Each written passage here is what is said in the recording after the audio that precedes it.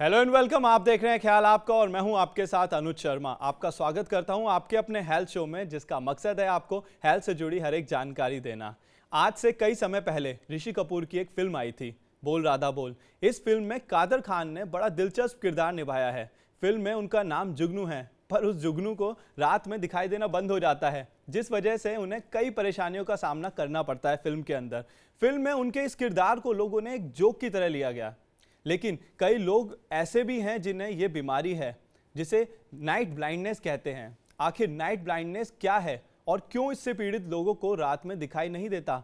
आज इसी विषय पर चर्चा करने के लिए हमारे साथ जुड़ी हैं director and HOD ophthalmology max super speciality hospital से डॉक्टर पारुल शर्मा। डॉक्टर, आपका बहुत बहुत स्वागत है हमारे शो में। नमस्कार। डॉक्टर, मेरा पहला सवाल बहुत ही जनरल सा सवाल है कि नाइट ब्लाइंडनेस क्या है? नाइट ब्लाइंडनेस एक ऐसी बीमारी है जिसमें हमें अ, शाम के टाइम में या रात के टाइम में कम दिखता है। ऐसा नहीं है कि दिन में बिल्कुल बराबर दिखता है, दिन में भी दिक्कत होती है। अगर आप बहुत ब्राइट एरिया से अंदर आते हैं, जैसे हम अमूमन बाहर से अंदर कमरे में आ रहे हैं, तो उसका जो डार्क एडेप्टेशन है उसमें मुश्किल होती है और हमको कम दिखाई देता है। ओके डॉक्टर, क्या विटामिन ए की कमी ही इसके मतलब होने का सबसे बड़ा कारण है? इसके साथ ही इसके और कौन से कारण होते हैं? हाँ, तो सिर्फ विटामिन ए डेफिशिएंसी नहीं है। जी। नाइट ब्लाइंडनेस के लिए जेनेटिक कॉजेज हो सकते हैं, हेरिडेटरी कॉजेज। उसके अलावा मेटाबॉलिक डिसऑर्डर्स हो सकते हैं, like diabetes and other things. Nutritional deficiencies हो सकती हैं जिसमें से विटामिन ए डेफिशिएंसी आता है। उसके अलावा मायोपिया है, कैटरेक्ट है जैसे सफेद मोतियाबिंद है, या ग्लोकोमा है, काला मोतियाबिंद जो नस पे असर करता है, इन मरीजों को भी रात में कम दिखाई देता है। So it is not just one cause but a multiple causes. Okay, यदि डॉक्टर किसी व्यक्ति को विटामिन ए की कमी है तो उन्हें नाइट ब्लाइंडनेस के अलावा और कौन सी परेशानियां हो सकती हैं? So विटामिन ए डेफिशिएंसी ऐसा नहीं है कि अगर नॉर्मल डेफिशिएंसी वालों को हम उस कैटेगरी में नहीं लाते। ये सीवियर, जैसे मैल नरिश बच्चे हैं, जो कि अब incidence over a period of time काफी कम हो गया है, लेकिन जैसे बाहर के कुछ कंट्रीज हैं, अफ्रीका वगैरह, जहाँ पे अभी मैल न्यूट्रिशन बहुत कॉमन है, या हमारे यहाँ भी गांव के स्तर पे जहाँ पे ओवरऑल मैल न्यूट्रिशन है और खाने की कमी है, वहां पे जब सीवियर विटामिन ए डेफिशिएंसी होता है तो नाइट ब्लाइंडनेस के अलावा आंखों में बिटॉट स्पॉट्स करके एक ड्राइनेस के पैचेस होते हैं, तो आंखों में ड्राइनेस हो सकती है, उससे बच्चों को वाटरिंग वगैरह होती है, और ये रात में कम दिखने की प्रॉब्लम होती है। So these are the two main symptoms of severe vitamin A deficiency, जो कि सीवियर मैलनरिश्ड बच्चों में दिखाई देती हैं। ओके डॉक्टर पारुल, जिसको नाइट ब्लाइंडनेस की समस्या है, क्या उन्हें दिन में बिल्कुल नॉर्मल दिखाई देता है? नहीं, तो ये एक मिथ है। जी। और ये अच्छा है कि आपने सवाल पूछा, क्योंकि नाइट ब्लाइंडनेस का मतलब, जैसे मैंने पहले कहा, खाली नाइट ब्लाइंडनेस नहीं है। दिन में भी इनको देखने में प्रॉब्लम हो सकती है। ओवरऑल कंट्रास्ट सेंसिटिविटी कम होती है, ओवरऑल कलर का परसेप्शन जो है उसमें फर्क आ सकता है। ग्लोकोमा जैसे बीमारी है तो उसमें ट्यूबुलर विजन होता है, मतलब कि साइड का विजन कम होता है, बीच का बेटर होता है। एंड एडेप्टेशन, लाइट से डार्क में जब हम आते हैं दिन के टाइम में भी, तो हमें नॉर्मल इंसान को इमीडिएटली अडेप्ट हो जाते हैं, आपको डिफिकल्टी नहीं होती है, लेकिन उस इंसान को जिसको नाइट ब्लाइंडनेस है, उसको डिफरेंट लाइट कंडीशंस दिन में भी एडेप्टेशन में दिक्कत होगी। ओके डॉक्टर पारुल, इसके शुरुआती लक्षण क्या होते हैं? शुरुआत में एक्चुअली प्रॉब्लम ये है कि बहुत बहुत शुरू में बीमारी पकड़ में नहीं आती है, बिकॉज पेशेंट कंफ्यूज होता है, क्योंकि दिन में वो बाकी एक्टिविटी नॉर्मल कर पा रहा है। अगर बच्चा क्लासरूम में, उसको ब्लैक बोर्ड अगर ठीक से दिख रहा है तो वो नहीं पहचान पाएगा। धीरे धीरे उसको पता चलता है कि मेरा जो डिफरेंट लाइट कंडीशंस में, उसमें मेरे एडेप्टेबिलिटी कम है, मुझे बहुत टाइम लग रहा है, या मैं चीजों में टकरा रहा हूँ, ठीक से नहीं देख पा रहा हूँ। तो और शाम में अक्सर ये प्रॉब्लम बढ़ जाती है, रात में तो और भी ज्यादा दिक्कत होती है। फेसेस नहीं दिखेंगे डिम लाइट में, क्लाउडी विजन होगा, टाइम लगेगा एडेप्टेशन में, कंट्रास्ट जो है वो थोड़ा सा कम हो जाता है। इसके साथ अगर और बीमारी एसोसिएटेड है तो फिर वो लक्षण आपको आंखों में आएंगे। तो अगर हमें देखने में ओवरऑल प्रॉब्लम है तो उसमें भी ये नाइट ब्लाइंडनेस की डिफरेंशियल डायग्नोसिस में आता है, एंड पूरा चेकअप, एक थॉरो आई चेकअप, फिर एक नेत्र चिकित्सक से बहुत जरूरी हो जाता है। ओके डॉक्टर पारुल, जैसे कि अभी आपने बताया कि इसके शुरुआती लक्षण जो होते हैं वो पता नहीं लग पाते और बहुत मुश्किल होती है पता लगाने में, तो क्या इसका पता लगाने के लिए कोई आंखों का टेस्ट भी करा सकते हैं या फिर कोई टेस्ट होता है? जी, तो नॉर्मली हमारा प्री स्कूल चाइल्ड जो होता है, जो 3 साल से 4 साल का बच्चा होता है, नेशनल कंट्रोल ऑफ ब्लाइंडनेस में इट इज अ मस्ट कि हर बच्चे का आई चेकअप हो, बिकॉज बच्चे नहीं बता पाते हैं कि उनको कुछ प्रॉब्लम है, वो डिटेक्शन में ही पता चलता है। एंड ऐसा नहीं कि बच्चे को पढ़ना आए ABCD तो ही हम विजन चेक कर सकते हैं, हमारे एक अपने तरीके होते हैं, सिंबल्स वगैरह दिखाते हैं, या हम बच्चों का रेटिनोस्कोपी तरीके से हम बता सकते हैं कि उसका कोई ग्लासेस पावर तो नहीं है। फिर हम उसका रेटिना चेक करते हैं, पुतली फैला के दवा डाल के रेटिना में देख सकते हैं कि कोई प्रॉब्लम तो नहीं है। ऑप्टिक नर्व, तो एक नेत्र चिकित्सालय से सही समय पे इन चेकअप कराना जरूरी है। और ये तो प्री स्कूल 3 से 4 साल के बच्चे की है, लेकिन कुछ बच्चों को जेनेटिक कॉन्जेनाइटल प्रॉब्लम होती है जो पैदाइशी हैं। अब छोटा बच्चा तो बोल नहीं पाएगा, जी। तो पेरेंट्स अगर देख रहे हैं कि बच्चा चीजों को फॉलो नहीं कर रहा है, और ऑडियो बहुत सारा पेरेंटिंग जो है, हम जब चीजें दिखाते हैं, टॉयज होते हैं, रैटल साउंड होता है, तो बच्चा साउंड को देख रहा होता है और पेरेंट्स को पता नहीं चल पाता कि उसका विजन का प्रॉब्लम है। तो आपको छोटी छोटी चीजें अगर आप बच्चों को पकड़ा रहे हैं, उसका आंख का मूवमेंट है कि नहीं, वो ग्रैस्प कर पा रहा है अपने हाथों से, उस चीज की तरफ देख के ले पा रहा है कि नहीं, या पेरेंट्स को, सबसे पहले बच्चा पेरेंट्स को रिकग्नाइज करके उसको फॉलो करता है, तो पता चल जाता है कि कोई ग्रॉस प्रॉब्लम तो नहीं है। तो अगर बच्चा आपको फॉलो नहीं कर रहा, टॉयज को नहीं देख पा रहा, या कोई चीज बहुत पास ला रहा है आंख के, जो 1 साल 2 साल के बच्चे हैं, वहां पे पेरेंट्स को सतर्क हो जाना चाहिए कि कुछ प्रॉब्लम है। या कुछ बच्चों में तिरछापन होता है, स्क्विंट होता है, जी। तो छोटी छोटी ये चीजें, या पानी आंखों से बार बार आ रहा है, या बच्चा आंख मसल रहा है, जी। बार बार रो रहा है, ब्रेक डाउन कर रहा है, बिकॉज जिन बच्चों को ठीक से नहीं दिख रहा, उनका अडेप्टेशन बहुत पुअर होता है, उनको समझ में नहीं आ रहा कि हमारे चारों तरफ क्या हो रहा है। तो अक्सर बच्चा रोता है और ठीक से चीजें नहीं फॉलो कर पा रहा है। तो उन बच्चों को, बिल्कुल छोटे बेबीज को भी, फिर वो नेत्र चिकित्सालय के पास जब लाते हैं, तो जी। हमारे अपने इंस्ट्रूमेंट्स और अपने तरीके हैं कि उसका पीछे पर्दा और नस वगैरह हम चेकअप करते हैं। ओके। डॉक्टर, मैं आपसे एक सवाल जानना चाहूँगा कि ये जो बीमारी है ये किन लोगों को होती है, और संभावना किन लोगों में सबसे ज़्यादा होती है इस बीमारी की होने की? सो बेसिकली कई लोगों में जो है ये जेनेटिक होती है, तो उसमें कोई कैटेगरी नहीं है, बिकॉज जेनेटिक प्रॉब्लम तो किसी को भी हो जाती है, मतलब there is no predisposition there.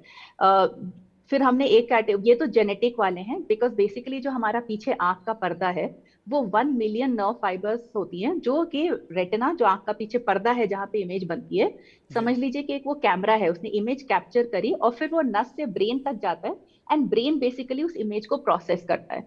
तो ये जो हमारे आंख का सबसे महत्वपूर्ण स्ट्रक्चर है, जो आंख का पर्दा है, जो रेटिना है, उसके जो सेल्स होते हैं, उनको फोटो रिसेप्टर सेल्स बोलते हैं, रॉड्स एंड कॉन्स। तो रॉड जो है वो हमें दिन और लाइट में फर्क, डिफरेंट डिफरेंट लाइट सेंसिटिविटी में दिखाते हैं। और जो जेनेटिक प्रीडिस्पोजिशन है, कुछ मैल जीन म्यूटेशन होता है और उसकी वजह से इनका मैल फंक्शनिंग हो जाता है, तो वो कंडीशन जेनेटिक तो किसी में भी हो सकती है। लेकिन अगर पेरेंट्स को ये प्रॉब्लम है, किसी भी पेरेंट को अगर नाइट ब्लाइंडनेस की प्रॉब्लम है, तो ऑब्वियसली बच्चे में आने के चांसेस ज्यादा है, तो family history becomes very important. तो ओके। उन बच्चों को रिस्क पे है। ये एक जेनेटिक कंडीशंस हो गई। दूसरा, जो हमने malnourishment vitamin A deficiency की बात करी, वो मेल नरिश्ड कंडीशंस में होगा। सो जो, and some severely sick children who can not eat, who are on IV, या बहुत उनके कोई हॉस्पिटल स्टे लंबे हैं जहाँ पे वो बहुत सफर कर रहे हैं और खा नहीं पा रहे हैं, आईवी ट्यूबिंग से मेडिकेशन दी जा रही है, अगर उनमें फिर हम न्यूट्रिएंट्स देते हैं, सप्लीमेंट्स देते हैं, इसीलिए तो विटामिन ए डेफिशिएंसी एक कैटेगरी है। फिर जो बच्चे मायोपिक हैं, जिनका बहुत हाई माइनस का नंबर है, पैदाइशी भी हो सकता है, वो, उनमें ये ज्यादा प्रॉब्लम है। और एक जनरल जो शाम को कम दिखता है या कंट्रास्ट सेंसिटिविटी कम है, वो डायबिटिक्स में हो सकती है। तो अगर आपकी डायबिटीज की हिस्ट्री है तो आपको चेकअप कराना है। जिनकी फैमिली हिस्ट्री ग्लोकोमा की है, वो ज्यादा प्रोन है इन सब बीमारियों के। और मोतियाबिंद तो of course cataract is an age related right. Problem, so it can happen to that. So depending के क्या कॉज है, दीज आर द पीपल जिनमें ये प्रॉब्लम्स हो सकती हैं। ओके। डॉक्टर पारुल, मेरा अगला सवाल आपसे ये है, क्या इसका इलाज संभव है? हाँ बिल्कुल है। अगर कौन सी कंडीशन है उस पर डिपेंड करते हैं। तो अगर जी। हम एक एक कंडीशन उठाएं, मान लीजिए हम मायोपिया की बात कर रहे हैं, बच्चे में हाई माइनस के नंबर की, उनको भी शाम में और रात में देखने में दिक्कत होती है, तो उसका तो सिंपल इलाज है कि करेक्ट चश्मे का नंबर बच्चे को लगाना है। फिर हमने बात करी डायबिटिक्स की। अगर डायबिटीज वालों को डायबिटिक रेटिनोपैथी है, तो उसका भी इलाज है, ऑफ कोर्स शुगर कंट्रोल है। उसके अलावा हम लेजर्स करते हैं, there are other kinds of treatment, कुछ आंख के इंजेक्शन है तो उसका ट्रीटमेंट है। जी। ग्लोकोमा का में आई का प्रेशर हमें कंट्रोल करना होता है, तो या तो हम उनको आई ड्रॉप से कंट्रोल करते हैं, या लेजर से, या सर्जरी से करते हैं। कैटरैक्ट मतलब कि आपका नेचुरल लेंस धीरे धीरे ओपेक हो रहा है, तो हम उस लेंस को सर्जरी के द्वारा लेंस को चेंज करके उसका इलाज करते हैं। तो इन सब का तो इलाज है। सिर्फ और सिर्फ जो जेनेटिक मैल फंक्शनिंग है रॉड्स एंड कोन्स की, उनका एक्चुअली अभी साइंस बहुत सारा रिसर्च कर रही है, जीन थेरेपी है, स्टेम सेल थेरेपी है, but it is still at an experimental level, research level. उसका कुछ अभी बहुत कॉन्क्रीट ट्रीटमेंट नहीं है, लेकिन उनको हम डिसीज को कंट्रोल नहीं, क्योर नहीं कर सकते, रिवर्स नहीं कर सकते, बट हम उनको कंफर्टेबल कर सकते हैं डे टू डे लाइफ में। जैसे उनके कुछ स्पेशल टाइप के चश्मे होते हैं जी। अडेप्टेशन के लिए, लो विजुअल एड्स होती हैं जिसमें मैग्नीफाइंग ग्लास होता है ताकि उनको बेटर दिखे। तो जो सपोर्टिव सिस्टम है, एटलीस्ट उससे उनकी डे टू डे लाइफ को हम बेटर कर सकते हैं। जी डॉक्टर, जैसे अभी हमने ग्लासेस की आपने बात की, तो ड्राइविंग के लिए नाइट विजन ग्लासेस का इस्तेमाल करना कितना सही रहता है और क्या इससे हेल्प मिलती है इसमें, और क्या ऐसे लोगों के लिए रात में ड्राइविंग करना सेफ है? ये अच्छा सवाल आपने पूछा है। बेसिकली नाइट विजन ग्लासेस एक बहुत कोई सक्सेसफुल लेंसेज उस कैटेगरी में नहीं बने हैं। ओके। और एंटी रिफ्लेक्टिव सिर्फ एक कोटिंग होती है, लेकिन वो एंटी रिफ्लेक्शन की तरह प्योरली एक्ट नहीं करते हैं। So it's a myth. जिनको नाइट लाइट ड्राइविंग में प्रॉब्लम है, जिनको नाइट विजन की प्रॉब्लम है, उनको प्रेफरेबली ड्राइविंग अवॉइड करनी चाहिए, बिकॉज एंड स्पेशली इंडिया जैसी कंट्री में हमारे तो स्ट्रीट लाइटिंग ही प्रॉपर नहीं है, तो कहीं पे राइट। आपको लाइट मिलेगी, कहीं डार्क होगा। तो आपका क्विक जो इंस्टेंट एडेप्टेशन होना चाहिए सेल्यूलर लेवल पे, वो के लिए रिस्क में डाल रहे हैं। तो उनको नाइट ड्राइविंग अवॉइड करनी चाहिए।